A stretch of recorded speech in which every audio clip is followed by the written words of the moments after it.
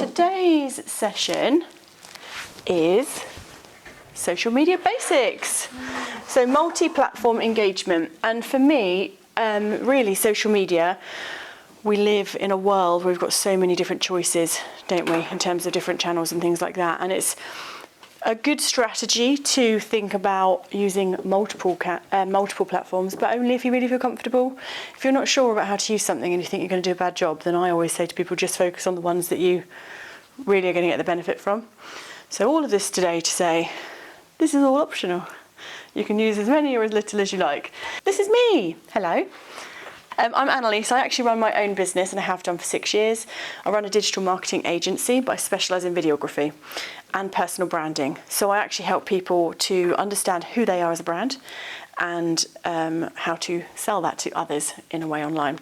But I'm working with the council for the next, till March, and this is where this work has come from.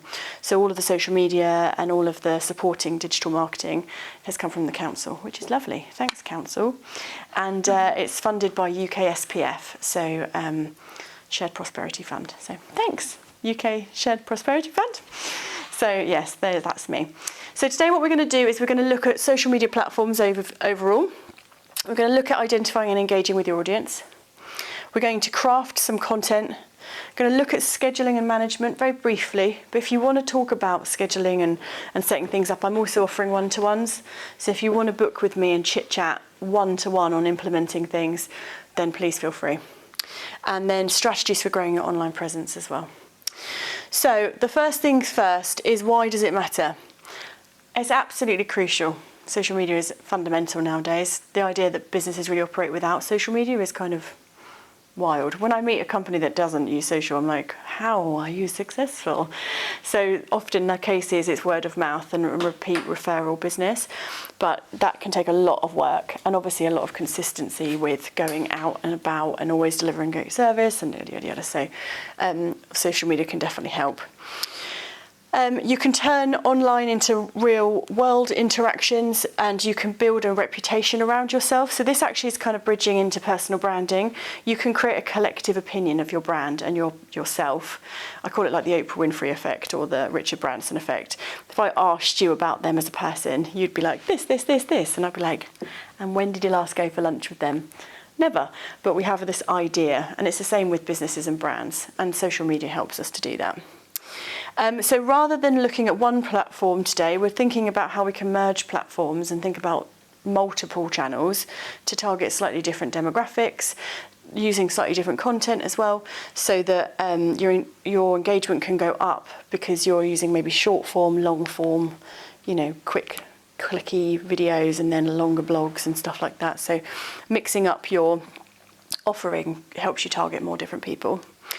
And then it's impactful specifically for heritage tourism and stuff like that. So about lifestyle, about experience, and social media is really a lovely opportunity. It's kind of like the cream on top of the cake. It's like the nice fluffy stuff that makes you feel good. It's a bit naughty, but you can go and find out a little bit more about the personality behind companies and the day-to-day operations as well. So, you can really put yourself out there to attract people. It's very visual as well. So that's why social media matters, in case you didn't know, which is why we're all here. So there's a little task for you. What you have here is a list of things that would exist on a social media channel. And then here are the social media channels. So we've got Instagram, Twitter, TikTok, Facebook, YouTube, and LinkedIn. So the idea is you put your social media channels like this, and you think, okay, cool, well, long form videos, where would they live? What social media channel would they mainly live on? So let's see. So Twitter is short text-based posts, hashtags for trends. Yeah. Fast-paced engagement. So whenever I think of Twitter, I think of Trump and that he would literally tweet 72 times a day. Yeah. Quick, every thought that came into his head. So text-based, so there's a certain number of characters. I think it's 180 characters on Twitter. X, so we should call it X, shouldn't we? Posts, so hashtags for trends. You can very easily get engagement when you look at a trend, like a trending hashtag, and jump on that trend in the morning. So that's your little Twitter list. Lovely. So YouTube, long form videos. So this is your, how do I edit this? How do I grow the lawn? How do I, whatever. Yeah, live streams. So streaming live. So this is often when you get people gaming and that sort of thing. Visual storytelling through vlogs. And then educational content. So now people say, oh, YouTube it. Someone has done it. Someone has figured out how to glue the shoe to the wall, whatever it is. And you're like, how do I glue this shoe to the wall? And someone's done it. So yeah, educational, a lot of educational stuff. I used to teach and a lot of the content I used to share was on YouTube. Someone's already done it, which is great. So then we've got LinkedIn. So this is much more professional. People say that LinkedIn is like your Facebook for professionals. It is much more personal than ever, but it's very, very, very good for business. Networking, so connecting with lots and lots of people. I've got 10,000 connections on LinkedIn, and the opportunity that comes out of that is amazing. And then you've got thought leadership. So this is where you get your kind of your Tony Robbins of the world, your Richard Bransons sharing their amazing tips. Company updates and partnership opportunities. You'll also get like, I've got a new job and I've started this and I've run a marathon and it saved money for blah, blah, blah. Get a lot of fundraising-y sort of stuff on there too. So then TikTok, so short engaging videos, addictive, highly addictive, and really, really shareable content. And now Instagram created stories to be like TikTok. That's what's happened because TikTok is addictive. So reels and stories exist now in Instagram because it's similar to TikTok. So challenges as well. You know the ice bucket challenge, put some ice on your head and all that lovely stuff. That all comes from TikTok. Yeah, and viral. So things do go viral much more often. And, you know, hashtags on there as well are for discoverability as well. So you can find things that are happening and they're really hot on their hashtags on TikTok. So if you did put hashtags under there, that would make sense too. And then we've got Instagram, so visuals, photos and videos, and then stories and reels, hashtags for discoverability.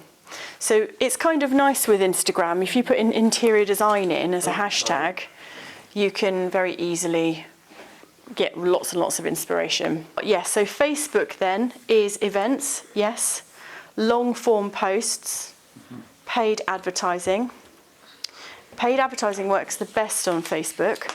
However, there's an argument that says that the majority of paid ads go to bots because there's a lot of bots that live on Facebook.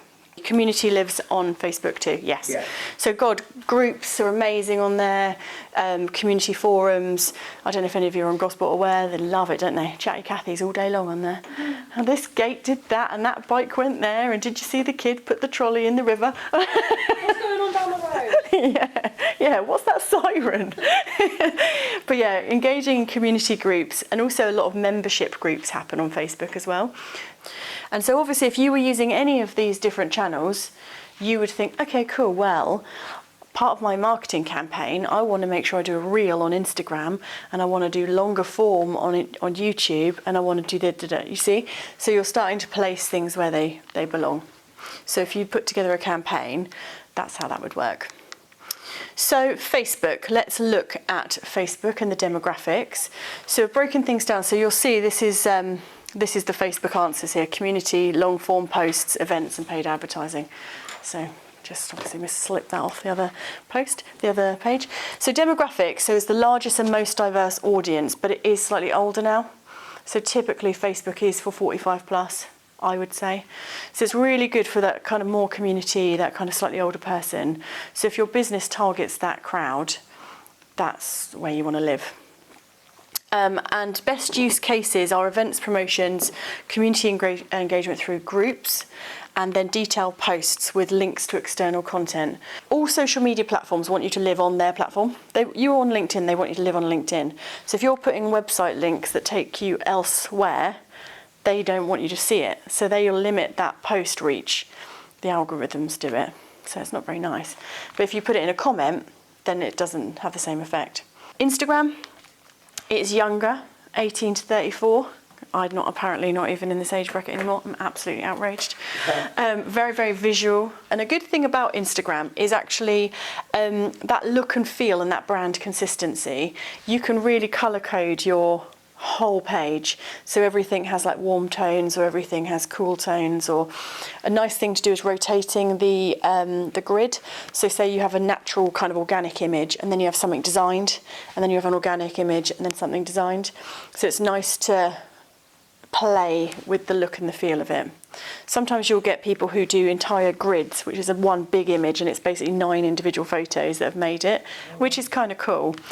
So you can play around a lot with Instagram, but it's a bit of effort to do it, but it's worth it. And so like we said, the key features, so the visuals, reels, hashtags and stuff like that. So you might want to showcase a venue, you might want to share behind the scenes content, you might want to utilise stories and reels to keep your audience engaged. So it's really about that kind of behind the scenes, getting to know you, showing them in the back door of your business. So it's quite a nice way to do that. And then Twitter/X. So actually more masculine users on here, and the age range typically 18 to 49. And this is real updates, real life updates. So when, especially emergencies are going on, or you know, the Gosport ferry's like, service is running as usual. You know, it's that quick. People can get information more quickly. Again, so the key features we talked about. And then you might want to do quick updates, participating in an industry conversation. So obviously thought leadership stuff does come into play there. Announcing an event or in local topics or trending topics as well. So, you know, like Brangelina's divorce. Trending, let's have an opinion. Yeah, so you can jump on things quite quickly. But I don't love it. It's not for me. Arguably, if you guys work in that kind of lifestyle, heritagey, creative sector, I'm not necessarily sure it's really for you. But if you like it, you like it. LinkedIn, so much more professional, typically older than Instagram, so 25 plus, business to business. Business to customer too, but it's a bit weirder. Like when you're on LinkedIn and it's all like, oh, I've hired my team and we've upskilled in this and we're doing this fundraising, blah, blah, blah, blah. And then someone's like, buy a ring. You're like, that's weird, that's not supposed to be here. So there is a jarring thing if you try to go B2C with it. And best use cases, so networking with partners, sponsors, sharing professional achievements, thought leadership. So if you are doing something heritagey, lifestyle-y, something local, you would be like, what an amazing initiative between X, Y and Z, and tag them all in and tag the people in behind the project. That would be a really appropriate way to use it. YouTube, so much more diverse across all demographics. There's so many different types of video on YouTube. I love it for music videos, not gonna lie, like obscure weird 90s music videos. I'm like, I totally forgot that existed. Or, you know, like weird TV adverts from the 80s, and I'm like, that was weird. But yeah, people go on it all the time. So a successful thing you might want to think about doing on YouTube is actually like an interview with partners and that sort of thing. So, you know, kind of an interview style chat show would kind of work. And then virtual tours, interviews, educational content, event recordings, promotional videos. It's lovely now to have it as a landing page. So we've been working on the Discover Gosport YouTube channel, and that's where all the videos I've been making for the council live, and we've made them look really sweet. Like, it's got a nice image, it's got nice branding, and it's like a nice place for people to land, and they go, oh, look at the community in Gosport, look at summer in Gosport. So yeah, you've got an opportunity with every single social media channel to create a look and feel and a touch point, but also each social media channel wants people to go on their channel, so they're actually highly discoverable on Google. So sometimes if I Googled myself or a topic, I might have written a blog on it, and rather than it pull up my website, it might actually take you to my LinkedIn, because they're ploughing so much money to get people onto their social media channels. So sometimes duplicating across platforms, so one on, say, a website, but then also a blog on LinkedIn would be really beneficial. Anyway, there you go, side note. And then TikTok, so younger, too young for me, I'm not cool enough. Gen S and millennials, I mean, casual. And then experiences, fun, creative ways, trends, culture tourism, user-generated content. So a lot of content now, especially on TikTok, is people commenting on other people's content. It's wild. It's like, it's just like people commenting. It's like self-perpetuating. But you can obviously, if you've got like visitors coming to an event or something like that and they're posting, you can just reshare that, which is brilliant. It takes a lot of the legwork out for you. Arguably, it's quite a lot of work to set up a TikTok, but the reach is unreal. So I'd like you to think about who you're talking to. So I'd like you to write a profile, and for any customers you've got, so maybe 1 or 2 or however many you want, but I want you to imagine their life, aspirations, difficulties, consider their age, interests and preferred platforms. So with those people in mind, I think this is just kind of going over again, so the sort of demographic. So you might, calls to actions are really important on Facebook, history enthusiastic audiences because they're slightly older, TikTok and Instagram, so aesthetic, quick, visual content, and then LinkedIn, professional thought leaders, those sorts of things.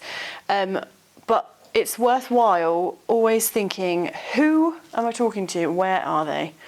And then what do they want? So engagement, we want to talk a little bit about. So it's quite simple. If you want people to do something on social media, we have to ask them. Yeah. And also, we don't necessarily want to use language please. We want to say thank you. Review us, thank you. Thank you assumes that they've done it already. Please is asking a question which they can say yes or no to. Very simple little hack. But so interactive posts. So especially on Facebook, questions. Putting something up, something of interest to get people engaging in information sharing. Because people love it when they've got an opportunity to show off what they know. They love it. So specifically on Facebook, asking questions, polls, those sorts of things. Encourage comments and also reply to them. It's called social media. Not one way I posted something and I left it for a week and saw what happened a week later. It's called like check. And there's an easy way to do that. I call it like the coffee break technique, which is where twice a day you set yourself 15 minutes and you go through your social channels and just check on things. And if people have liked it, then you like and say, oh, thanks so much or whatever. So making it easy for yourself, so you're not married to social media, but you're checking regularly. So add it to your diary or a little alarm on your phone. It's quite useful. And then user-generated content is a really great way to cut the effort out for you, totally. So thinking about your audience, sharing their own experiences. So you could create your own specific hashtag. That makes it really searchable, encouraging people to tag your account. When people get a beautiful glass, how do you encourage them to share that? Sometimes it doesn't work. You have to work on your engagement first on your platforms to make people get used to the fact that you're asking them to do something. But once you start it, you start it. And then address your audience directly and make them feel really connected. So don't isolate them with different language and dodgy language and fancy artistic terms or partnership terms or whatever. Make it really, really useful, interesting, engaging. Talk to them in their language. I love being informal online. And language around like warm language, like positive words. We're thrilled, we're so excited. I love this. Like sharing your love and your passion. So how will you engage them? With your content, your images, this is where you want to live. So your Facebook, so exhibits, artifacts, beautiful landmarks. That's why the produce and the creation, and even hair actually, that's all living there because it's so easy to showcase it, it's so easy to show it. Videos, you do want to think about the Instagram, TikTok and longer ones for YouTube, but thinking about highlighting experiences, the behind the scenes stuff, the how to, so that time-lapse stuff would live there because it's a little bit longer. And also interviews with experts, like each of you are an expert in your own field, you know your stuff. So we're looking for opportunities where people can promote you, but you can also promote others too, which goes back to that interview style video content we were talking about. And then text mainly based content is the Twitter and the LinkedIn as well. So articles, blog posts, stuff. So essentially if you were putting together a full marketing campaign and you wanted to use multi-channels here, you'd be thinking, cool, well we want photos of this, but we want to write a blog about the process and our years of experience, and then we're going to do a longer video. Okay, so you'd think, okay, cool, that's 3 different touch points that are going to be on 3 different channels that are going to target 3 different audiences, you see? So that's kind of how you start to plan it out. And it's worthwhile thinking about that because you you do want to sweat your assets. That's what I call it. So make your life easy. And I do this by, say for example, I want to write a blog, long form content.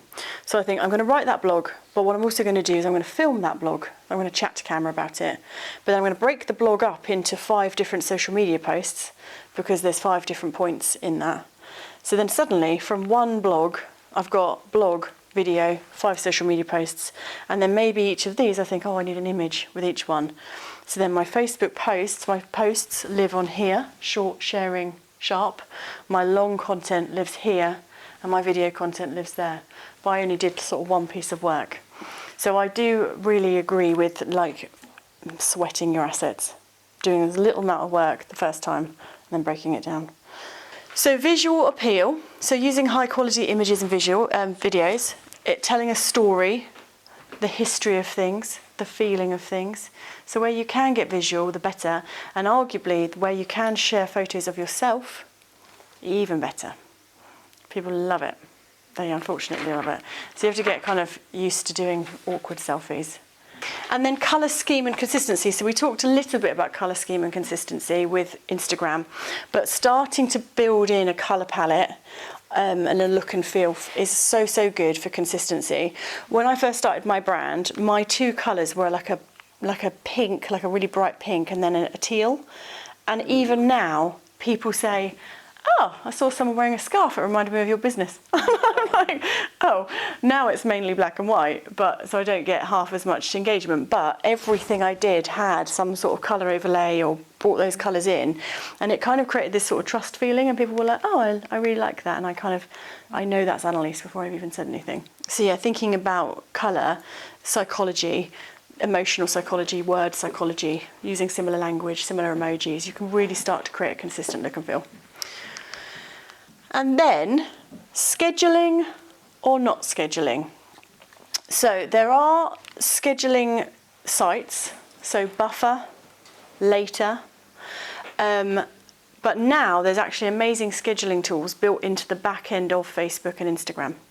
Okay, so I used to pay a subscription for Buffer, Later, etc. And arguably there's different weightings about like, oh, Buffer's better for Facebook, Later's better for Instagram, for example.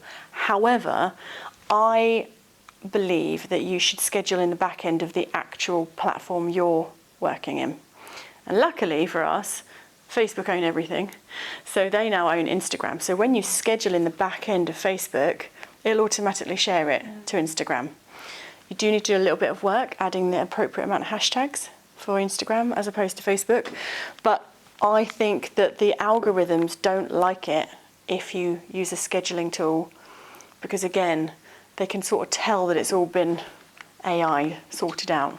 So it's better to just be in the platform and live in the platform and do everything in there. But obviously with scheduling, it's very useful for time saving. And who's got time to do all of the stuff all of the time? Like, who's got time to be posting constantly? And so I like to batch content. So I will, I said about the blog and then the Facebook posts and da-da-da-da. So I'll actually write all my content, film all my content, and break it all up. And I'll batch that all together in a day, and then I will schedule that. And then basically it's done. So posting frequencies. Twitter is several posts per day, which obviously is a lot. And obviously it has to be something relevant to something that's going on as well. So thinking about that. Instagram, 3 to 4 times a week. So stories and reels can be posted more frequently. Obviously they do expire, so the stories expire. So 3 to 4 times a week is a really effective way to be consistent. And then Facebook and LinkedIn, maybe 2 to 3 times a week. My life, my business is successful because of LinkedIn. So I post on LinkedIn every day. Sometimes multiple times a day if I'm that extra, but I'm not that extra at the moment. So yeah, but thinking about being consistent, and so people start to trust it and they start to think, oh, okay, yeah. And then think about varying your times as well, because not everyone's online and they're not waiting for you to post, okay? So they might be like caught short, they've put the kids to bed and they're like, oh, it's 9 o'clock on a Tuesday. So they're checking. You're probably not going to post then. But if you've posted maybe at 5 o'clock, they might see that. But if you posted, the day before at 9 in the morning, that's definitely gone and they're not going to see it. So interesting, when I first started during the pandemic, I really noticed a shift in my engagement. I always post between 6 and 7 a.m. And I obviously don't wake up anymore at that time, I schedule it. Thank you, LinkedIn, because the scheduling tool on there is great now. But during the pandemic, no one was going to work.